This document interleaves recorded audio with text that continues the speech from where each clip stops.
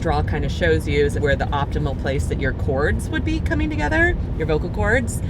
Helps me feel what optimal chord closure is.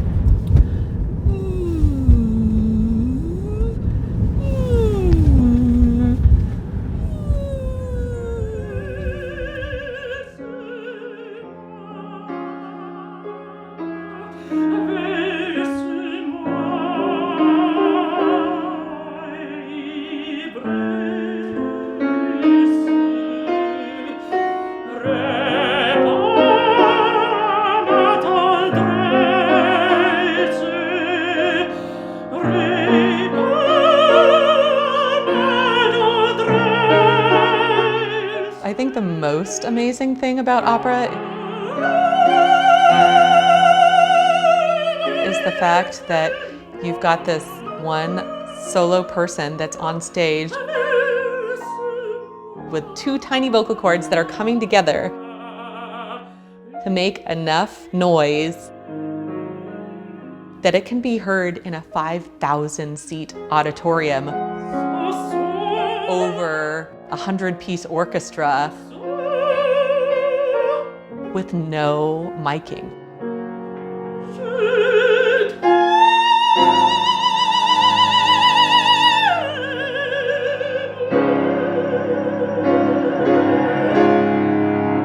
Pretty good. Yeah? How's it feel? Try it again? Sure.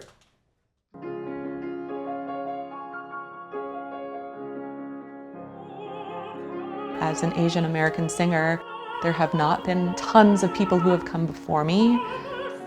This industry was not created for me. It's not an easy journey. It's a pleasure to welcome mezzo-soprano Nina Yoshida Nelsen, who's in the midst of a season that is taking her to stages across the United States. Recent season highlights for Nina have included engagements with Lyric Opera of Chicago, Anchorage Opera, Seattle Opera, Utah Opera, Sarasota Opera, New York City Opera, and many others. Please welcome Nina.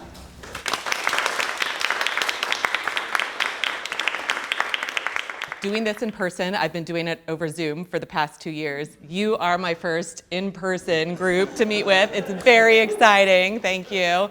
And for engaging in this, sometimes difficult conversation. Thank you for having me here.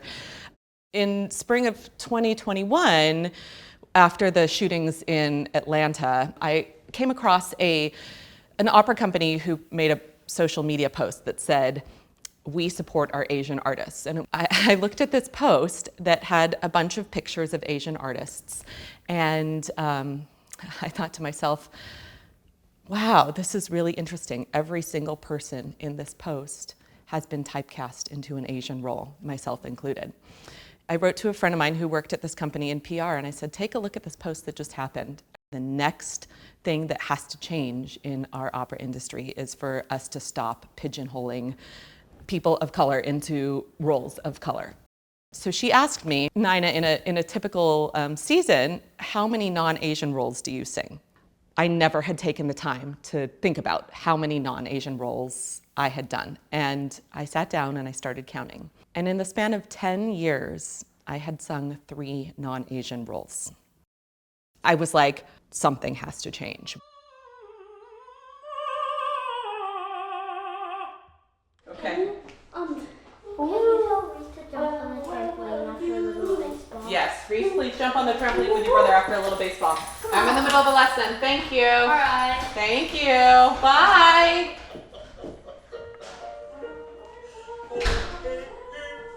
Really unhinged.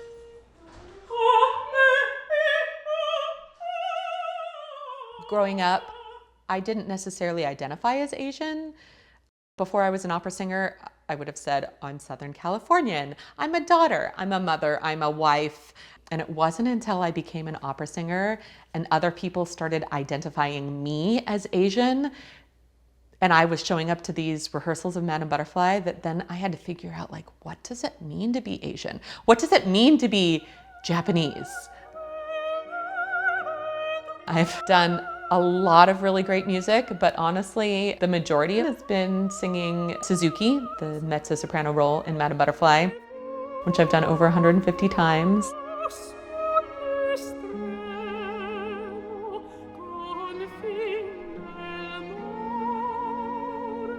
Madame Butterfly is an opera, we would say it's in the canon. One of those, top 5 operas, I would say.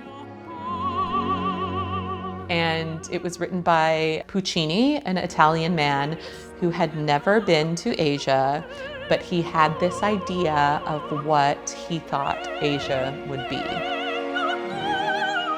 Someone recently asked me, what my dream role would be, and to be honest, I kind of was taken aback.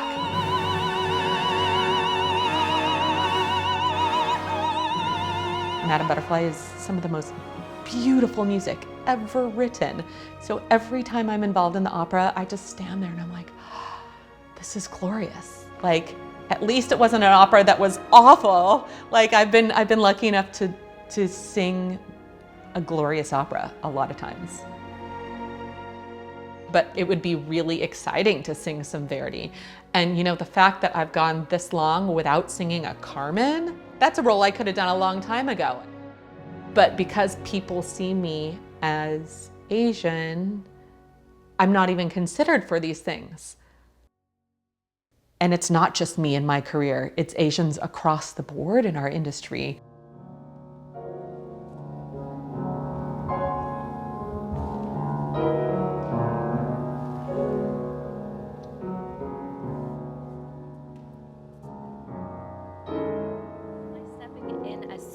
Open the door in the very beginning. No. Wait for, so if you're here, when you stop it, step in. Gotcha. So you're on the other side of the post. Yeah, then you'll be. I, of course, think about this a lot.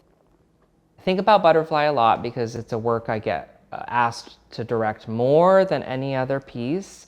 And I've realized that if I was Caucasian, people would want to hear about my art.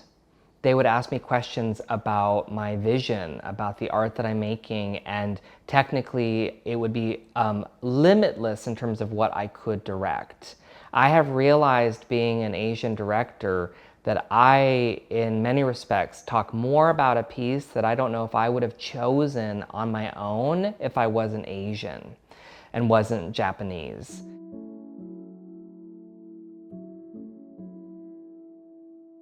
I think companies realize that they can't just present it the way that they've been presenting it for so long, but they don't know how to not present it that way, and they don't know what the vision could look like for something else.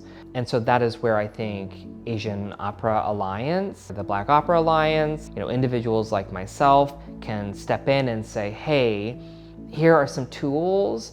This is a new vision for how I might do it. I had multiple productions of Madame Butterfly canceled this year because people were worried to mount it due to the violence that's been happening against Asian women in the United States. So, my first reaction was, well, that's great that you're trying to protect me, but you're also taking work away from me as someone who's only sung Asian roles, and you're also creating erasure of my face on a stage. Nothing about it has to be uncomfortable. It's only uncomfortable if we turn these characters into caricatures. But it doesn't have to be that way. If we have to stop, we will, but I'm gonna try to just keep it moving. And that includes into next scenes? Yes, into next scenes, we're just gonna go. Unless people are like, I don't remember anything, and then we'll pause. Okay.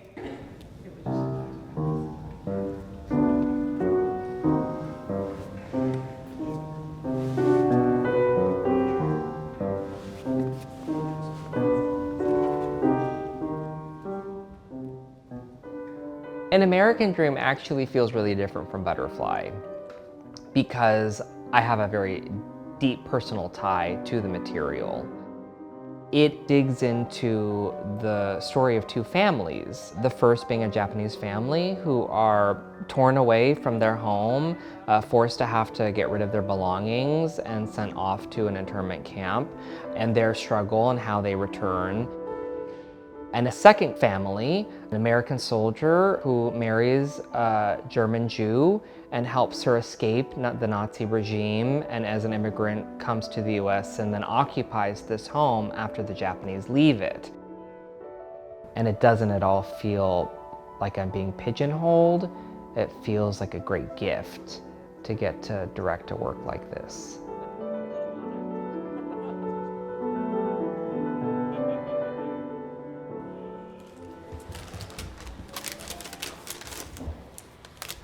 So normally in operas, we will get an article of clothing that has been worn by lots and lots of people over the years. And, you know, sometimes you'll get this piece of clothing that has like a super famous singer and you're like, oh my gosh, I'm wearing, you know, Renee Fleming's clothes or whatever. And so I came to try on my costume and see whose clothes they were. And look at this. It says Nina Yoshida Nelsen, Lyric Opera Chicago, 2019. I'm getting to wear my own clothes. I'm Nina. Hi, Nina. Hi. I'm Cass. Cass, nice to meet Very you. nice to meet you. Nice to meet you. So you are our Mama. mother. Yeah. Very nice. Yeah. All right. The story American Dream was my family's story. Being fourth generation Japanese American, my grandparents were incarcerated during World War II. The librettist called me and she said, actually, I want to interview your grandmother and I want to base this aria off of my interview with her. Oh, come on. Oh, there we go, Papa. This is a picture of my grandparents right after they met. They met actually in Poston as they were incarcerated.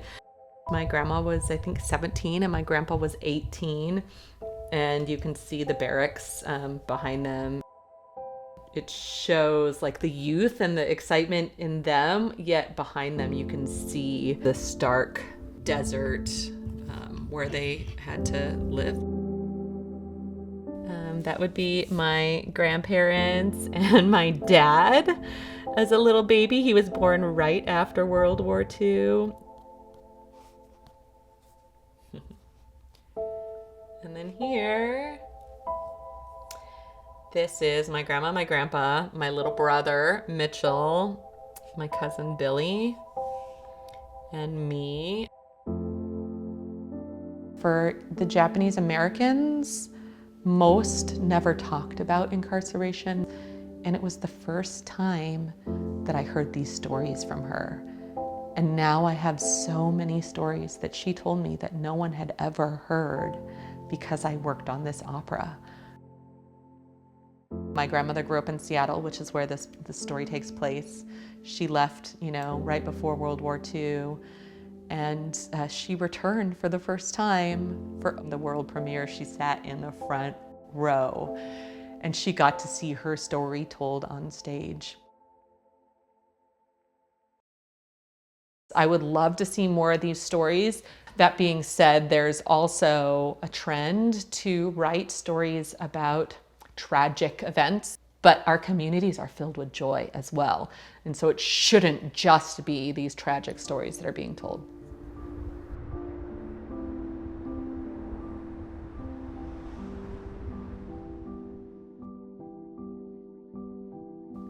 During the pandemic, I wondered a lot if I would ever work again. After I made a social media post sharing my story, within that first week, I had offers for 3 non-Asian roles, just from creating awareness about my situation. But next year, so far, I'm back to doing all Asian roles.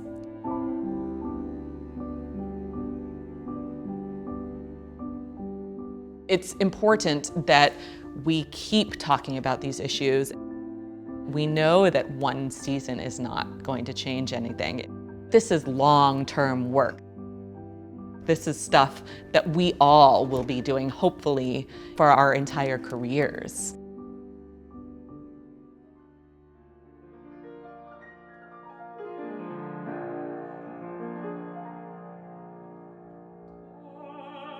Above all, we just want to see diversity on our stages. We want to see our stages reflect our society. There have not been tons of people who have come before me, but I can make sure that there are a lot who come behind me.